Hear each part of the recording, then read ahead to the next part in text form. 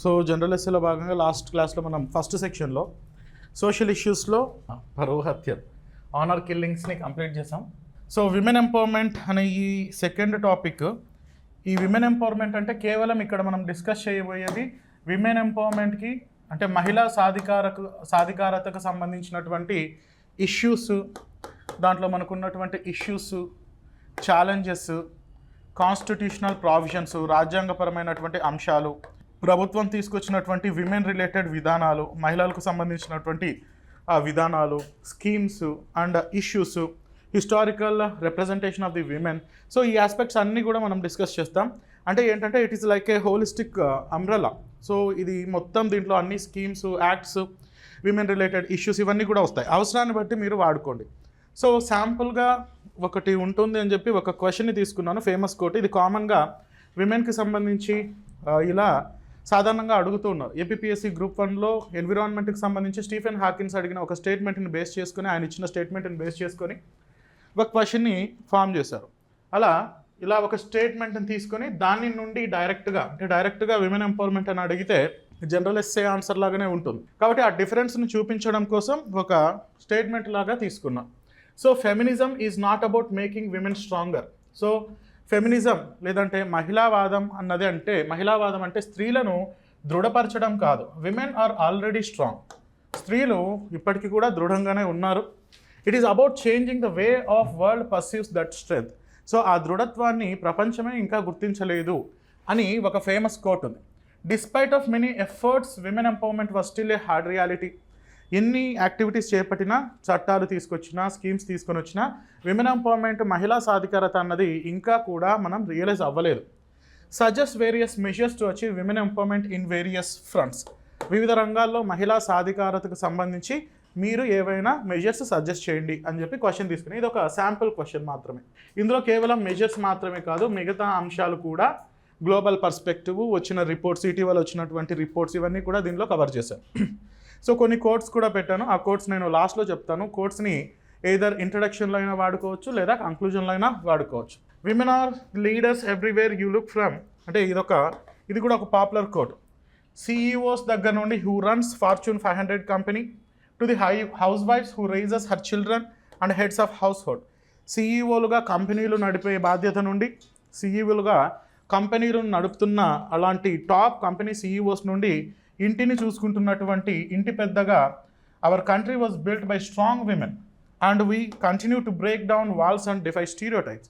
ఇలా స్త్రీల పట్ల ఉన్నటువంటి ఈ యొక్క ఈ whatever the stigma so far we are having, women పట్ల మనకున్నటువంటి ఆ నిర్లక్ష్య భావం, ఆ వివక్ష ఏదైతే ఉందో వాటిని బద్దలు చేసుకుంటూ విమెన్ అన్ని రంగాల్లో కూడా ముందుకెళ్తున్నారు, ముఖ్యంగా భారతీయ మహిళలు.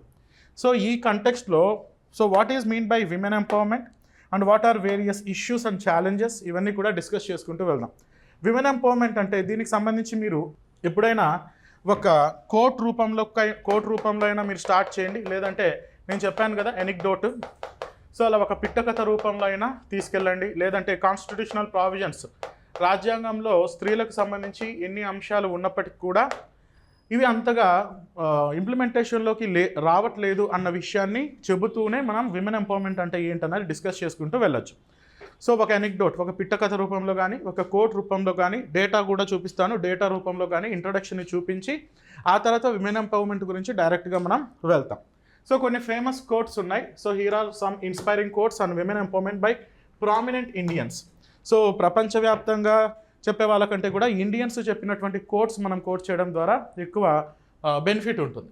సో డాక్టర్ బిఆర్ అంబేద్కర్ గారు చెప్పినట్లుగా, I measure the progress of the community based on the degree of progress which women have achieved. So ప్రపంచంలో ఒక దేశం యొక్క, ఒక సమాజం యొక్క అభ్యున్నతి అన్నది ఆ సమాజంలో స్త్రీల యొక్క ఎదుగుదలపై ఆధారపడి ఉంటుంది, లేదా ఆ సమాజంలో స్త్రీల ఎదుగుదలను బేస్ చేసుకొని ఆ సమాజం ఎంత అభ్యున్నతి సాధించిందో చెప్పగలము అని డాక్టర్ బిఆర్ అంబేద్కర్ గారు చెప్పినటువంటి కోట్ మనం విమెన్ ఎంపవర్మెంట్, ఎకనామికల్ ఎంపవర్మెంట్ కానీ, అంటే ఆర్థిక అభివృద్ధి కానీ లేదా సామాజిక అభివృద్ధికి సంబంధించి ఈ కోట్తో కూడా మనం స్టార్ట్ చేసుకుని వెళ్ళచ్చు. So we can start from this quote. So I measure the progress of a community by the degree of progress which women have achieved. So అలా డాక్టర్ బిఆర్ అంబేద్కర్ గారు ఎందుకు ఈ పొలిటీషియన్స్ చెప్పినది ఎందుకు అనేటట్లుగా అయితే ఇందిరాగాంధీ గారు చెప్పినది పక్కన పెట్టచ్చు. జవహర్లాల్ నెహ్రూ గారు కూడా అదే ఒపీనియన్లో చెప్పారు. You can tell the condition of a nation by looking at the status of it's women. So ఒక దేశం యొక్క స్థితిగతులు అన్నవి ఆ దేశంలో ఉన్నటువంటి స్త్రీల యొక్క పరిస్థితి పైన మనం ఆధారపడి ఉంటుంది, లేదా దాన్ని బేస్ చేసుకొని మనం చెప్పచ్చు అని చెప్పి జవహర్లాల్ నెహ్రూ గారు చెప్పినది కూడా ఇక్కడ వాడుకోవచ్చు. And Kalpana Chawla, famous astronaut, the path from dreams to success does not exist. May you have the vision to find it, the courage to get on it and the perseverance to follow it.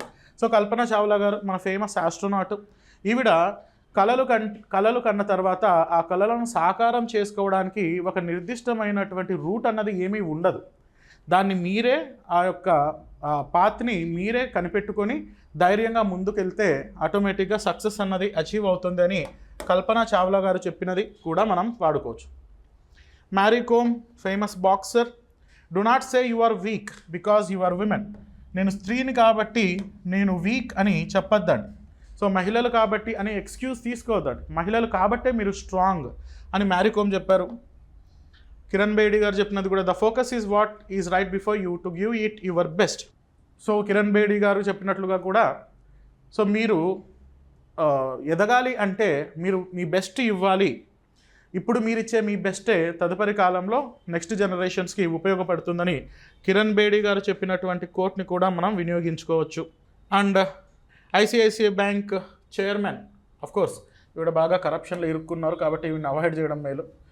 And Priyanka Chopra, better to avoid. Saina Nehwal, Sushmita Sen, Mahatma Gandhi, వాళ్ళ తర్వాత ప్రియారిటీలో ఈయనను పెట్టడం అన్నది. If the strength is meet moral power then women is immeasurable man's superior. ఒకవేళ దృఢత్వం అన్నది నైతిక విలువలలో ఉంటే గనుక, దృఢత్వం అన్నది మన నైతిక విలువలలో గనుక ఉన్నట్లయితే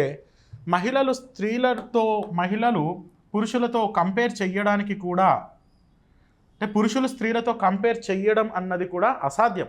అంటే men are even not comparable to the women. మహిళల దృఢత్వాన్ని పురుషులతో కంపేర్ చేయడం అన్నది ఇంపాసిబుల్, ఇమ్మెజరబుల్. అంటే స్త్రీలు అంత నైతిక ధర్మాలు, నైతిక విలువలు కలిగి ఉంటారని ఈయనొక భావన, ఈయనొక అభిప్రాయం. అది అభిప్రాయాలు వేరు. మదర్ తెరిసా గారు, ఇది కూడా వాడుకోవచ్చు. మదర్ తెరిసా గారి యొక్క quote, I alone cannot change the world. నేను ఒక్కదాన్నే ప్రపంచాన్ని ఏమీ మార్చలేను, but I can cast a stone across the water to create many ripples. నేను ఒక్కదాన్నే సమాజాన్ని ఏమీ మార్చలేను, కానీ నేను ఒక రాయి వేసి సమాజంలో చలనాన్ని తీసుకురాగలను, ఆ రిపిల్ ఎఫెక్ట్ని నేను ప్రొడ్యూస్ చేయగలను అని మదర్ తెరిసా గారు చెప్పిన కోట్ని కూడా మనం గుర్తుపెట్టుకోవచ్చు. అండ్ అబ్దుల్ కలాం గారు, చాలా great personality. Empowering women is a pre requisite for creating a good nation.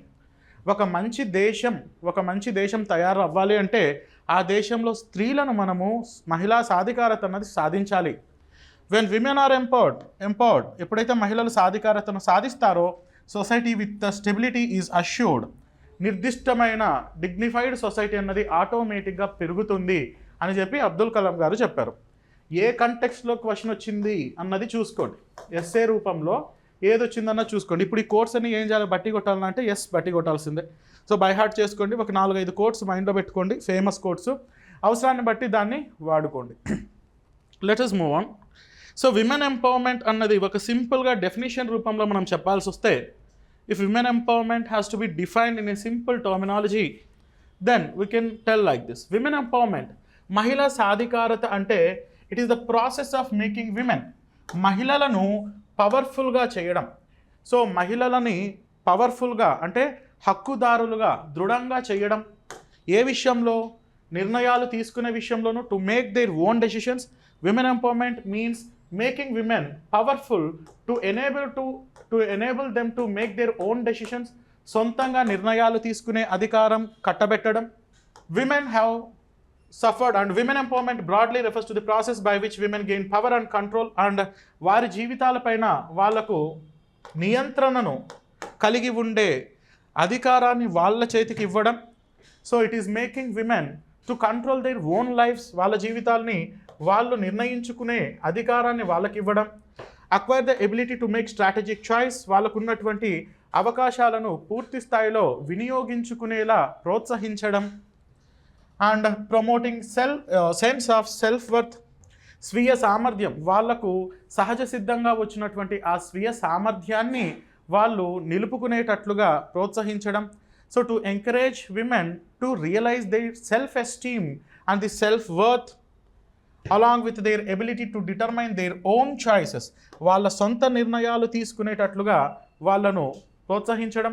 So వారి సొంత నిర్ణయాలు, మహిళలు ఆర్థిక విషయంలోనూ, రిప్రొడక్టివ్ విషయంలోనూ, మ్యారేజ్ విషయంలోనూ అండ్ సొసైటీ విషయంలోనూ, డ్రెస్సింగ్ విషయంలోనూ అన్నింటిలో కూడా వారి నిర్ణయాలను గౌరవించడం, వారి నిర్ణయాలను అమలుపరుచుకునే విధంగా వాళ్ళను ప్రోత్సహించడం అన్నది మహిళా సాధికారతను సూచిస్తుంది.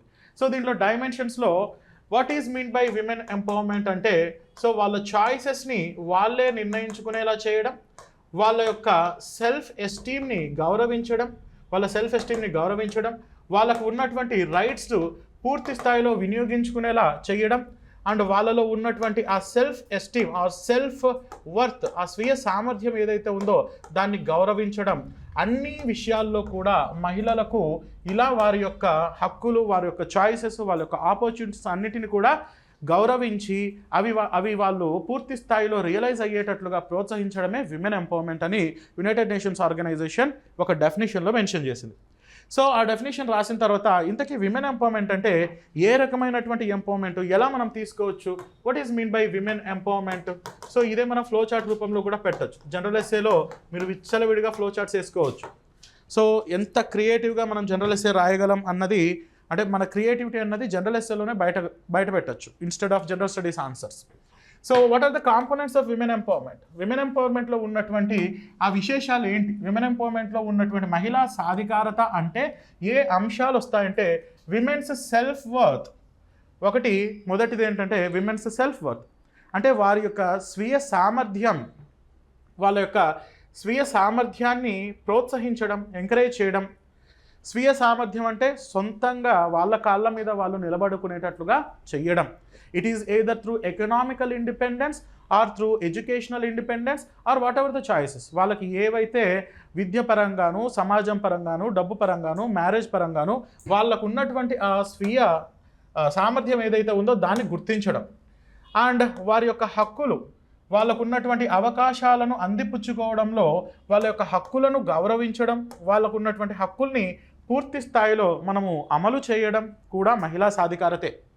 They right to have access to the opportunities. So ఉన్నటువంటి అవకాశాలు, అది ఎడ్యుకేషనల్ ఆపర్చునిటీస్ అయినా, ఎకనామికల్ ఆపర్చునిటీస్ అయినా, జాబ్ ఆపర్చునిటీస్ అయినా, ఇలాంటి వాళ్ళకు ఉన్నటువంటి అవకాశాలు ఏదైతే రాజ్యాంగపరంగా, చట్టపరంగా అండ్ సహజ సిద్ధంగా విమెన్కి ఏవైతే హక్కులు ఉన్నాయో, ఏవైతే ఆపర్చునిటీస్ ఉన్నాయో అవన్నీ కూడా వనరులు మరియు అవకాశాలను పూర్తి స్థాయిలో మహిళలు వినియోగించుకునేలా చేయడం మహిళా సాధికారత. They right to have power to control their own life. వారి జీవితాల్ని వాళ్లకు నచ్చినట్లుగా మార్చుకునేటట్లుగా, లేదా వాళ్ళ జీవితాలు వాళ్లకు నచ్చినట్లుగా జీవించేటట్లుగా ఉండడం. Both with in and out side the home, ఇంటిలో మరియు ఇంటి బయట. సో రెండు వైపులా కూడా, అంటే with in the home, out of the home, రెండు పరంగా కూడా, రెండు రకాలుగా కూడా వాళ్ళకు నచ్చిన జీవితం వాళ్ళు జీవించేటట్లుగా ఉండడం మహిళా సాధికారత. అంటే దీనివల్ల రిపర్కుషన్స్ కూడా ఉన్నాయి కదా అంటే ఉంటాయి, అవి కూడా వస్తాయి. There ability to influence the direction of the social change to create more just social. So సమాజంలో మార్పు ఏదైతే కావాలి అని వీళ్ళు కోరుకుంటున్నారో వాళ్ళ విషయంలో, సమాజంలో మార్పు కావాలి, సోషల్ జస్టిస్, సమన్యాయం విషయంలో, సామాజిక న్యాయం విషయంలో వీళ్ళు ఏదైతే ఆ సామాజిక న్యాయం జరగాలి అని కోరుకుంటున్నారో అలాంటి సామాజిక న్యాయం జరిగేటట్లుగా ప్రోత్సహించడం. So social justice with respect to themself. So వాళ్ళకి వాళ్ళు సమన్యాయం కావాలని కోరుకుంటున్నటువంటి వాళ్ళ యొక్క హక్కులను గౌరవించి ఆ సమన్యాయం వైపుగా మనం నడిపించడం మహిళా సాధికారత. సో ఇదంతా బాగానే ఉంది. మరి మహిళా సాధికారత అన్నది ఎలా సాధించవచ్చు అంటే, దీనికి సంబంధించి ఒక ఎగ్జాంపుల్, ఇటీవల నేషనల్ క్రైమ్ రికార్డ్ బ్యూరో ఒక డేటా రిలీజ్ చేసింది. ఈ నేషనల్ క్రైమ్ రికార్డ్ డేటాలో ఉన్నటువంటి ఆ బ్యూరో ఇచ్చినటువంటి డేటాలో చూస్తే మనకు చాలా ఆశ్చర్యం వేస్తుంది. మహిళా సాధికారత విషయంలో మహిళలకే ఒక రకమైనటువంటి ఏకాభిప్రాయం లేదు. Women are not even univocal with respect to their choices. ఎందుకంటే 70% of the women are okay if their husband beats. So భర్తలు కొట్టడాన్ని 70% మంది స్వాగతిస్తున్నారు.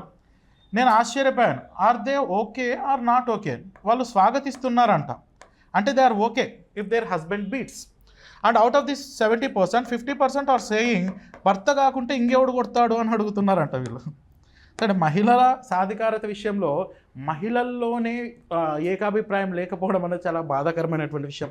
సో బయట నుంచి ఎవరైనా ఏలియన్స్ వచ్చి కాపాడతారా? లేదు కదా. స్త్రీల విషయంలోనే స్త్రీలకు మహిళా సాధికారత లేదు. బికాస్ దే ఆర్ సబ్మర్సివ్, అంటే ఆ ఒపీనియన్లో ఉండిపోయినారు.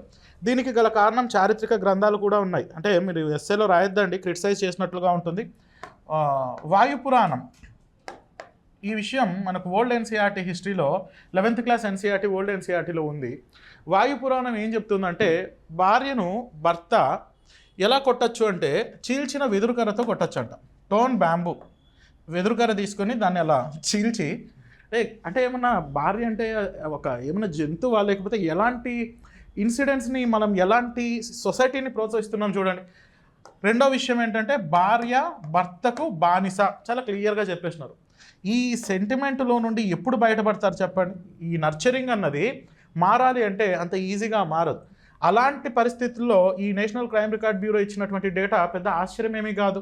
70% ఆఫ్ ది కేసెస్లో విమెన్ యొక్క రిప్రొడక్టివ్ చాయిసెస్ వాళ్ళ చేతుల్లో లేవు. ఎంతమంది బిడ్డల్ని కనాలి, ఎంతమంది పిల్లల్ని కనాలి అన్న చాయిసెస్ 70% ఆఫ్ ది కేసెస్లో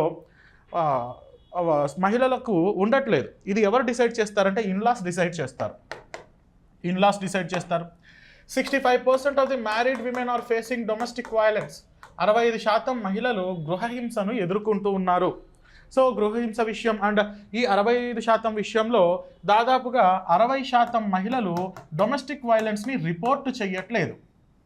అండ్ ప్రతి సందర్భంలోనూ sexual harassment at work place అన్నది కూడా చాలా కామన్గా కనిపిస్తుంది మనకు.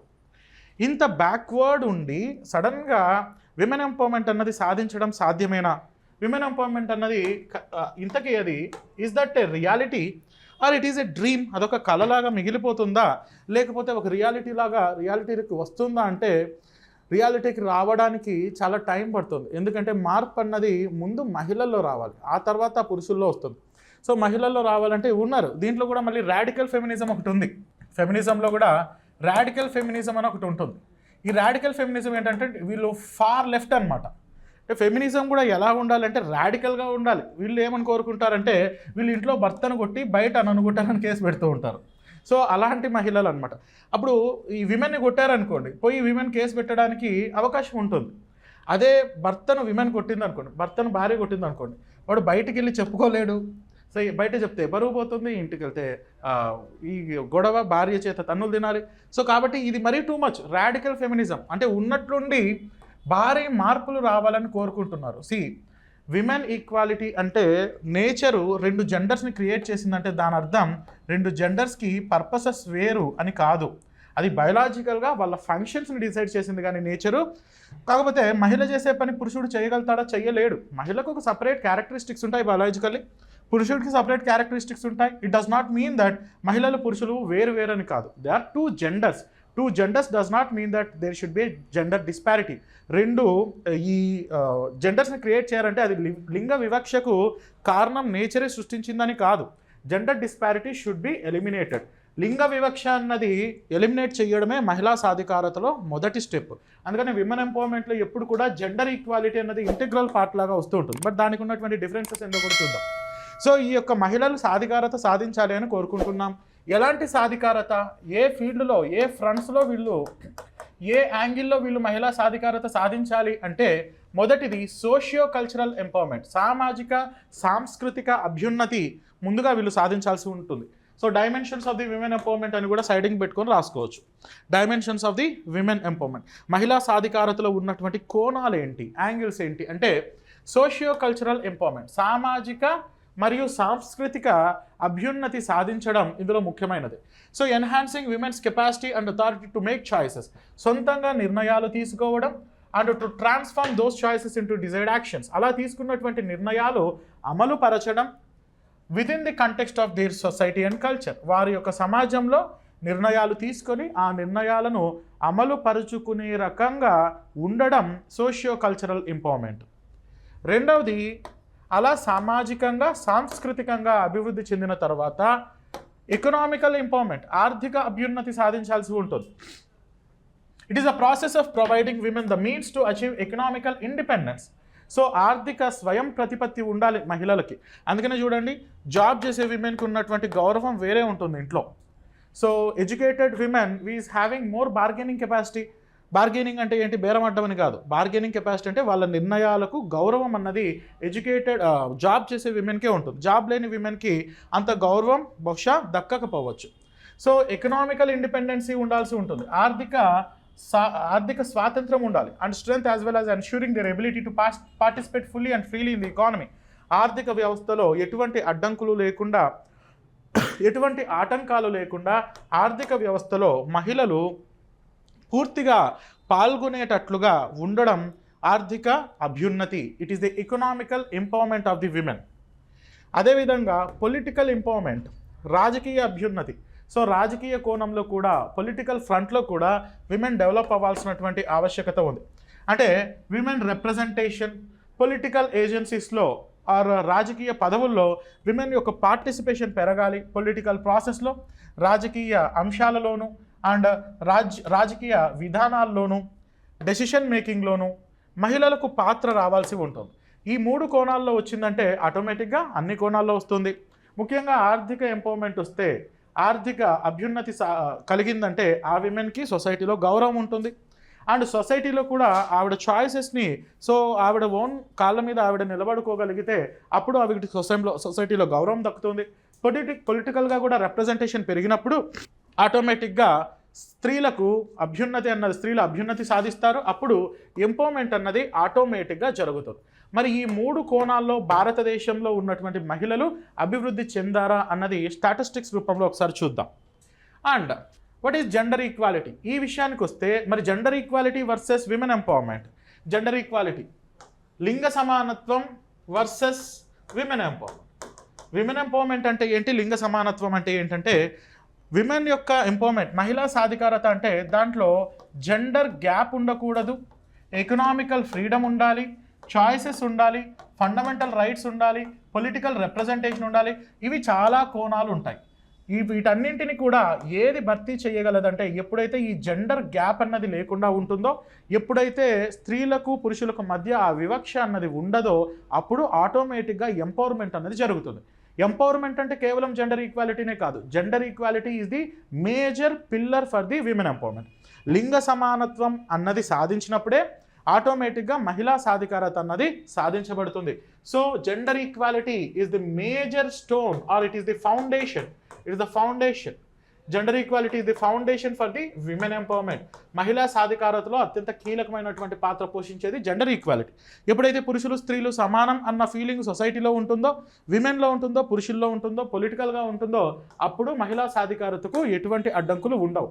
అందుకని మహిళా సాధికారత సాధించాలంటే ఇమ్మీడియట్గా వాళ్ళకు పదవులు ఇవ్వాలని కాదు, వాళ్ళ పైన ఉన్నటువంటి ఆ భావన, ఆ డిస్క్రిమినేషన్ ఏదైతే మన మైండ్స్లో ఉంటున్నాయో, సొసైటీలో ఉంటున్నాయో, ఆ స్టిగ్మా అన్నది, ఆ యొక్క ధోరణి అన్నది, ఆ యాటిట్యూడ్ టువర్డ్స్ ది విమెన్ అన్నది మారాలి. సో జెండర్ ఈక్వాలిటీ అన్నది మనం పూర్తి చేయాలి, భర్తీ చేయాలి. ఆ గ్యాప్ అన్నది మనం ఫిల్ చేసినప్పుడే విమెన్ ఎంపవర్మెంట్ అన్నది దక్కుతుంది. As per UN women gender equality refers to the equal rights. ఆ విషయానికి వస్తే జెండర్ ఈక్వాలిటీ అంటే ఏంటంటే సమాన హక్కులు కల్పించడం, సమాన అవకాశాలు కల్పించడం. పురుషులకి స్త్రీలకి సమాన హక్కులు, సమాన అవకాశాలు కల్పించడమే gender equality. Gender equality does not mean women and men will become the same. Gender equality ఇవ్వడం వలన స్త్రీలు పురుషులు ఒకే రకంగా అయిపోతారని కాదు.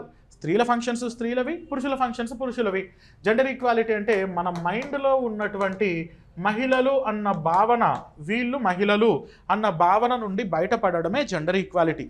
అది ఆర్థిక విషయంలో కానీ, పేమెంట్స్ విషయంలో కానీ, రెమ్యూనరేషన్ విషయంలో కానీ, అన్నింటిలో కూడా. It is considered as both human rights issue as well as precondition for indicator of sustainable people-centered development. సుస్థిరాభివృద్ధి సాధించాలి అంటే, సమ్మిళిత వృద్ధి సాధించాలి అంటే ముందు ఈ జెండర్ ఈక్వాలిటీ సాధించాలి. జెండర్ ఈక్వాలిటీ సాధించిన తర్వాత విమెన్ ఎంపవర్మెంట్ జరుగుతుంది. విమెన్ ఎంపవర్మెంట్ జరిగిన తర్వాతనే సస్టైనబుల్ డెవలప్మెంట్ అన్నది జరుగుతుంది. సో దట్ నారో డిఫరెన్స్, దాన్ని కూడా మనం మెన్షన్ చేయాల్సి ఉంటుంది. What is the difference between gender equality as well as women empowerment అన్నది మనకు క్లారిటీ ఉండాల్సిన అవసరం ఉంటుంది.